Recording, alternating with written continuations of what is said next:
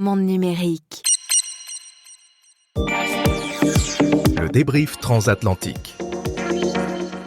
Jérôme Colombin, salut! Salut Bruno Guglielminetti. Comment va Paris? Écoute, Paris va bien et je suis ravi de te retrouver. Bon, on s'est vu il y a pas longtemps parce qu'on était ensemble cette semaine sur le plateau de notre camarade François Sorel, Ben oui, son qui émission a fait, Tech & Co. qui a eu la délicatesse de nous inviter sur un plateau commun. Ouais, on ne se quitte plus. On ne se quitte plus pour parler d'ActuTech. Non, puis il y aura bientôt un grand débrief. Ça, c'est une question de semaine. Oui. Et après, il va y avoir l'émission spéciale du CES. Spécial Je CES te dis, Vegas. regarde, je pense on va se voir plus souvent qu'on va voir nos conjointes dans le mois qui vient. Là. C'est pas faux, c'est pas Ouais. faux. Ah bon. Et cette semaine, on parle d'IA, une fois encore. On parle Et d'intelligence ça, c'est pour faire artificielle. plaisir à tes auditeurs qui sont des fans, tu l'as déjà mentionné, qui veulent entendre parler d'IA générative, d'IA générale. Bon, alors, on Exactement. va leur faire plaisir. Et là, on va parler, écoute, c'est la grande question de la semaine. Hein? C'est la grosse info de la semaine. Pas? Oui. Alors, Sora, est-ce que tu l'as testé? J'ai testé de loin, alors j'ai réussi. Non, je peux pas le tester puisque tu sais qu'il n'est pas disponible en France, en Europe. J'espérais que tu me répondes ça. Malheureux.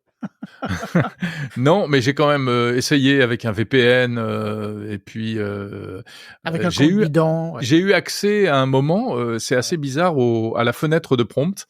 Oui. Toi aussi? Oui. Ouais. Parce que chez toi non plus, il n'est pas disponible. Non, chez moi, non, il n'y a qu'en Europe où il n'est pas disponible. Il est disponible partout ailleurs sur la planète, mais bon, pour des raisons qu'on sait. Partout. Ben oui, presque partout. Ah ouais? Écoute, 150, 160 pays, je crois. Ben oui, là, on commence à faire pas mal le tour de la planète. C'est vrai. Non, il n'y a que l'Europe qui n'est pas là. Qu'est-ce que tu veux? Oui, mais nous, c'est comme ça. C'est pour des raisons de législative ou de réglementation ou quelque chose comme ça. De législation. Oui. Oui, mais parce que c'est maintenant, si tu veux, c'est la philosophie européenne. Nous, on laisse d'abord mesurer les autres, comme disait Marcel Pagnol, et on ne se jette pas sur ces artifices. On attend un petit peu que vous essuyez les plâtres, et après, si ça nous plaît, éventuellement, on adoptera ces technologies. Mais non, je plaisante, évidemment, on est très énervé de ne pas pouvoir y accéder. Jérôme, si tu veux citer du Pagnol, tu le fais avec l'accent, là.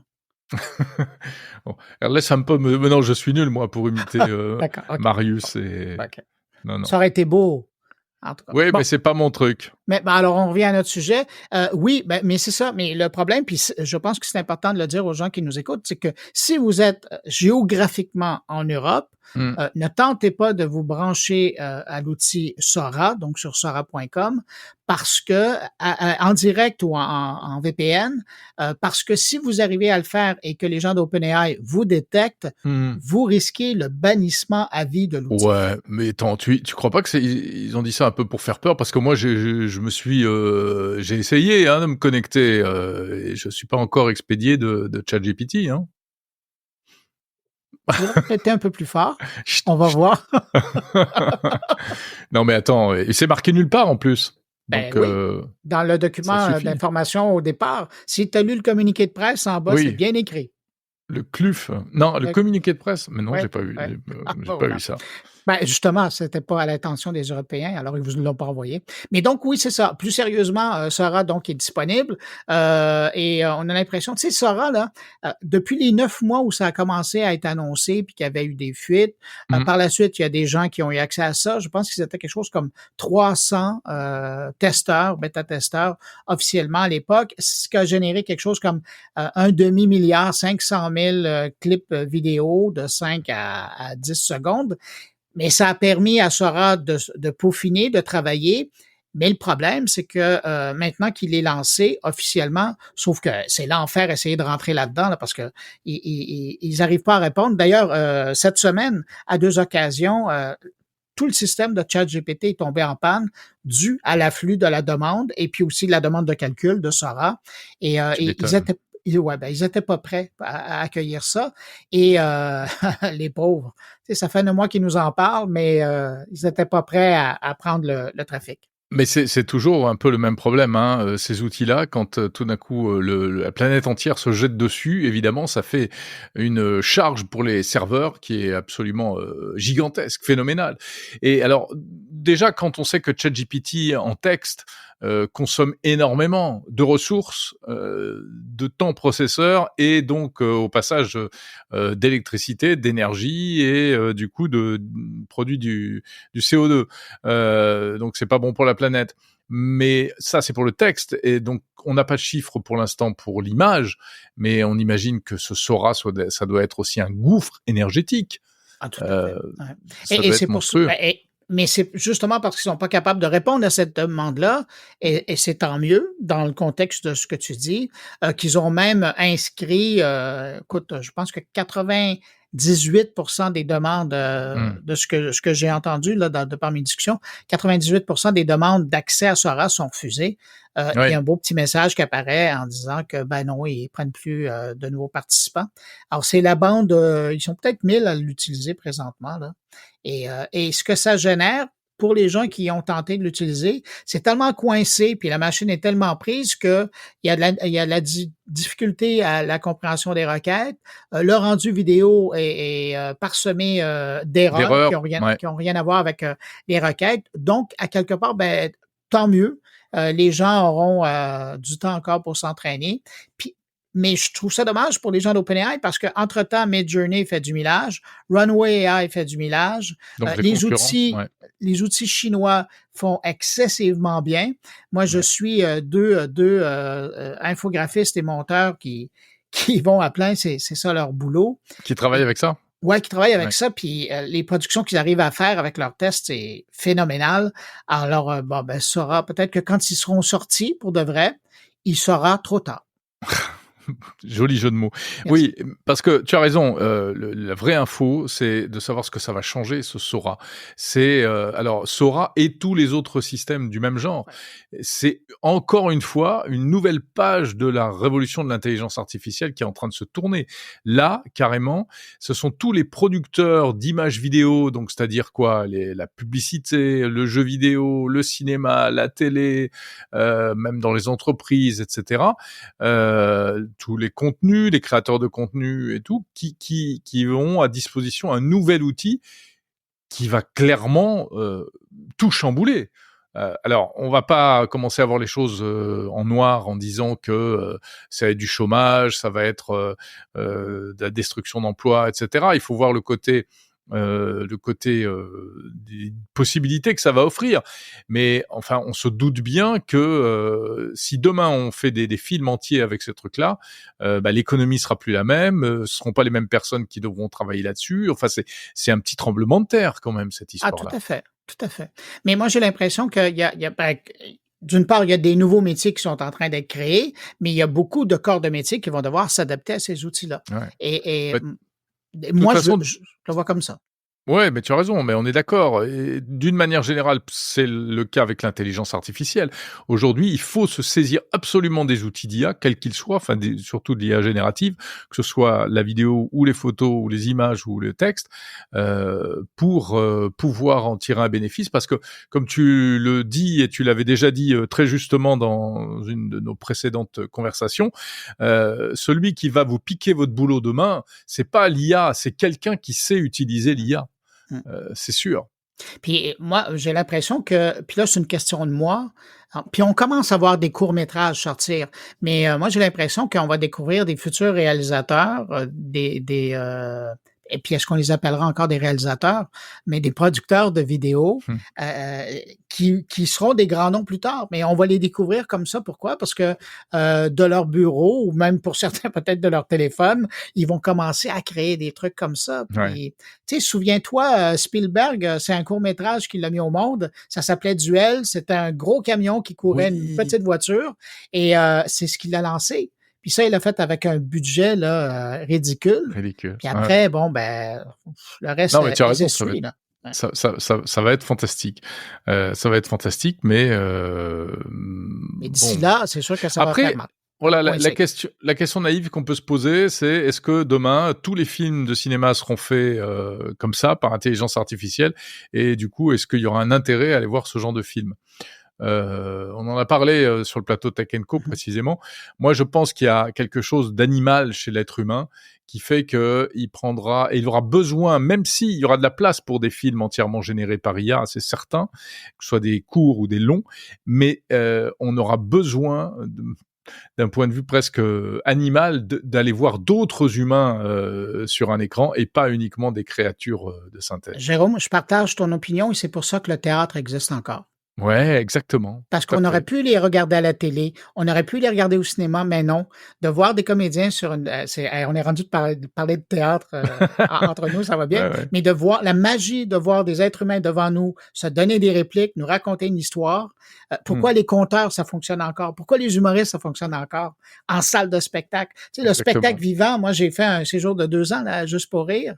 Et c'est ça, c'est la magie du spectacle vivant, d'avoir des êtres humains qui viennent te raconter quelque chose. Alors, c'est sûr que l'IA là-dedans, ça vient rajouter des facilités, mais ultimement, l'humain veut entendre un autre humain lui raconter quelque chose. Sinon, il n'est pas satisfait. Ouais. Bruno... Jérôme, tu me permets, je t'interromps. Oui. Ouais, là, permets-moi de faire la place nostalgique que je suis. Il y a 25 ans, donc c'était autour un peu avant le 20 décembre 1999. Est-ce que tu te souviens, là, j'ai pas de clip que je vais te ressortir, là. Est-ce que tu te souviens d'avoir parlé à l'époque du Y2K, le fameux bug de l'an 2000? Mais bien sûr, mais évidemment. Comment tu avais parlé de ça à l'époque? Ah bah oui, mais moi je travaillais à France Info à l'époque et je faisais plein de sujets là-dessus parce que ça posait quand même beaucoup de questions puisqu'il y avait une espèce de compte à rebours. On annonçait que au 31 décembre 1999, au passage à l'an 2000, eh bien tous les ordinateurs allaient planter parce qu'ils ne seraient pas capables de changer de date puisqu'ils avaient été codés sur 2 chiffres, 98, 99, et donc ils allaient repasser à 00 au lieu de passer à 2000. Et donc, on annonçait plein de catastrophes, les avions, les centrales nucléaires, les banques, enfin le monde entier allait s'arrêter. Sauf que, on sait un peu comment ça s'est fini finalement. Ouais. Tout a presque bien été. Bah oui, il s'est rien passé. Enfin, il s'est presque rien passé. Mais moi, la nuit du 31 décembre, je l'ai passé à la cellule de crise qui avait été montée. C'était au ministère de l'économie et des finances pour surveiller justement ce qui se passait dans le pays. Et je faisais des directs toute la soirée, une partie de la nuit sur France Info pour raconter. Bah écoutez, oui, si à tel endroit il y a une pendule qui s'est pas mise à l'heure. Mais bon, à la fin, le lendemain, on se sentait un petit peu ridicule quand même parce qu'il n'y avait pas eu finalement, il s'était pas passé grand-chose. Mais en réalité, c'est peut-être parce que on en avait beaucoup parlé avant et que du coup, toutes les précautions avaient été prises. Et je pense que c'est ça qu'il faut aussi ramener dans l'équation et dans le récit de l'histoire, c'est que 5 ans avant, on commençait à travailler sur le problème, les gens qui étaient responsables des services et les grandes firmes d'informatique, de conseil avaient commencé à dire aux banques, aux services financiers, aux services de santé, aux transporteurs aériens et autres, on vient de voir un problème. Et moi, je me souviens d'une histoire qui avait été présentée en 96 où on faisait le constat que dans 4 ans, il pourrait y avoir un problème sérieux. Et à partir de ce moment-là, il y a des centaines de millions de dollars qui ont été investis par des grands groupes pour corriger la chose. Et si ça s'est bien passé, c'est parce que, d'une part, il y a beaucoup de travail qui a été fait en amont. Et puis, je dirais que le dernier sprint, le dernier 6 mois, ce sont des journalistes comme toi, comme moi, qui ont passé du temps à l'antenne de leur rappeler qu'il y avait cet enjeu-là. Et là, il y a plein de petites firmes, de firmettes qui sont arrivées dans le décor en disant, nous, vous êtes une petite entreprise, on peut regarder ça ou télécharger tel logiciel, vous allez voir si vos appareils sont prêts à passer le cap. Ça affectait pas les Mac avaient un autre problème. Mais donc, c'était dans l'univers PC. Et moi, j'ai l'impression et la certitude que s'il n'y avait pas eu le travail, il y a 5 ans en amont, et aussi le travail d'alerte des 6 derniers mois, le tam-tam, ça n'aurait pas été aussi joyeux, puis la plupart des journalistes qui avaient couvert le truc n'auraient pas eu la mine basse le lendemain en disant finalement, c'était plus tranquille. Finalement, ça avait passé. Non, mais t'as raison, voilà, il y a 2 façons de voir les choses. Mais moi, j'ai toujours pensé sur le coup, c'est justement parce qu'on en a beaucoup parlé avant et que les gens, les entreprises avaient pris les choses en main qu'il s'est rien passé de vraiment grave. Et toi, t'étais sur la brèche aussi, j'imagine, à ce moment-là. Ben, écoute, j'étais en lien avec quelqu'un qui était dans un observatoire à Montréal qui avait été monté par l'Université du Québec, qui était devenu comme l'observatoire du Y2K à Montréal. Et j'étais en liaison, mais j'étais tranquille chez nous. Puis finalement, la plupart des gens ont regardé, nous, c'est une tradition ici au Québec de regarder le bye-bye de fin d'année, donc qui est une rétrospective produite sur 1 heure. Et alors, la plupart des gens ont regardé ça, puis le téléphone n'a jamais sonné. Je me souviens d'envoyer un texto en disant « Pi ». Et puis, on m'a dit, ben, tout est beau pour le moment. Alors, j'ai été me coucher tranquille après. Tranquillou. Ouais. Non, mais, c'était mais je t'en parle, puis je voulais t'entendre parce que un petit peu plus tard dans le podcast, je parle avec un Nelson Dumais qui, lui, qui est le dernier des Mohicans de journalistes en informatique, qui, lui, ça fait longtemps, je pense qu'il a commencé dans les années 70 à couvrir l'informatique et avec lui, on se remémore cette époque-là et tout le travail qui avait été fait là, pour justement s'assurer que ça passe en douceur, malgré les mises en garde et les cris de certains. Ouais. Super sujet, très, très bonne idée, qui nous replonge 25 ans en arrière. Sinon, de quoi parles-tu d'autre? Alors, merci de me poser les questions. Alors, les sujets dont on va parler dans mon carnet, notamment, tu sais qu'à ce temps-ci de l'année, il y a beaucoup de ventes et d'achats de billets, de billets de spectacle qui se font en ligne. On parlait du spectacle vivant. Ben, il y a beaucoup d'arnaques autour de ça. Alors, on parle avec une spécialiste de la vitrine pour nous aider à être plus attentifs par rapport à ça. Sinon, je parle avec un des patrons de chez Microsoft. On parle d'entreprises de PME et d'intelligence artificielle. Encore beaucoup de difficultés à prendre le virage de ça. Alors, on fait le point avec lui. Et puis, initiative intéressante de la part de Google. On n'en a pas parlé, mais c'est cette rétrospective de YouTube et du moteur de recherche Google qui, chaque année, le font notamment en France et au Canada et puis aussi au Québec. Alors, je parle avec Simon Langlois pour revenir sur la rétrospective. Puis, qu'est-ce que ça veut dire pour Google et YouTube de prendre ce pas de recul sur l'année qui vient de se passer. Très bien, parfait. Sinon, toi, de ton côté, de quoi tu parles?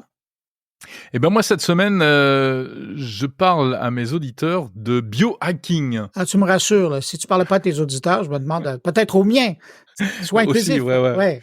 Non, cette semaine, je parle de biohacking. Alors, c'est une interview, écoute, passionnante. C'est pas pour la survendre, mais franchement, j'ai interrogé Arnaud Auger, qui est un Français qui vit en Californie, dont le métier est il travaille dans un fonds d'investissement, c'est une chose, mais surtout, il se présente comme biohacker.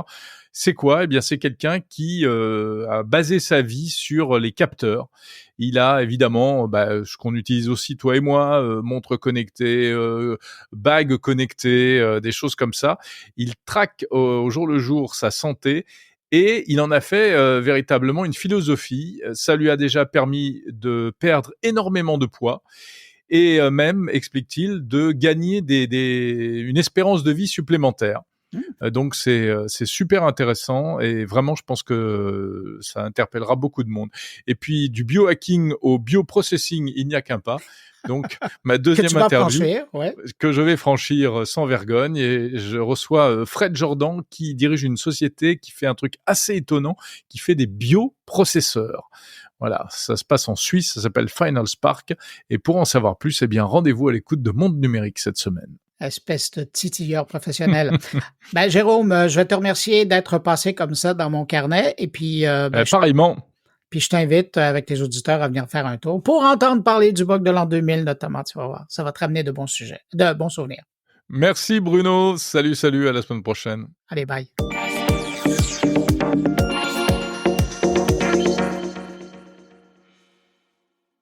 Vous aimez écouter des podcasts, vous avez peut-être envie de créer votre propre podcast. Alors rendez-vous sur le site formationpodcastpro.com. C'est une formation en 25 vidéos que je vous propose pour tout savoir sur le podcast. Quel matériel choisir, comment enregistrer dans les meilleures conditions, comment préparer un épisode de podcast et comment mener une interview comme un journaliste. Je vous dis tout, je vous donne des trucs et des conseils. Que vous soyez un particulier passionné ou un professionnel qui veut en savoir plus sur la communication par podcast, c'est la trousse à outils idéale à acquérir en cette fin d'année. Et pour vous faire une idée, vous pouvez télécharger dès à présent la FAQ du podcasting disponible gratuitement sur le site formationpodcastpro.com.